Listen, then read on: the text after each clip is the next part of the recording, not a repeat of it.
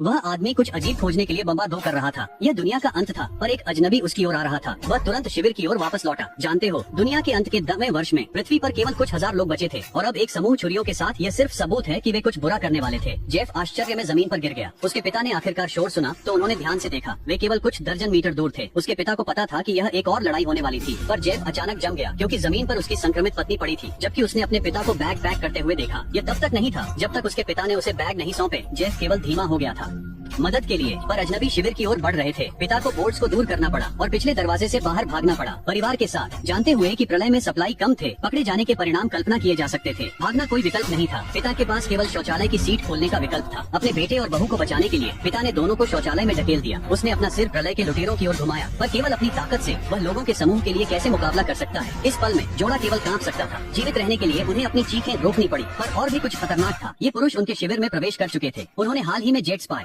खोई हुई सामग्री, उसमें कीमती प्रतिरोधक था। दुनिया के अंत में ज्यादातर लोग संक्रमित हो गए हैं। प्रतिरोधक ही उन्हें जीवित रखने वाली एकमात्र चीज है, पर प्रतिरोधक पहले ही गिरोह के हाथ लग चुका है। संक्रमित पत्नी का क्या? एक डंडे पर अपने पिता को देखते हुए जेफ इंतजार करने वाला था जब तक कि वे चले नहीं जाते। पर जब समूह ने शौचालय के पास से गुजरा, इस प्रमुख ने कुछ असामान्य नोटिस करने की तरह लग रहा था। स्पष्ट रूप से असामान्य। कुछ कमजोर डंडों के नीचे जेफ ने जल्दी से अपनी पत्नी का मुंह ढक लिया। प्रमुख ने घुटने टेक दिए। वह शौचालय को उठाकर जांचने वाला था। जेफ ने पूरी ताकत से लकड़ी के तख्तों को खींचा। उसने प्रमुख को बाहर जाने से रोका, पर अंदर क्या था? प्रमुख बहुत उत्सुक था। क्या यह स्टोरेज क्षेत्र हो सकता है? वह नीचे उतरा और सूंघा।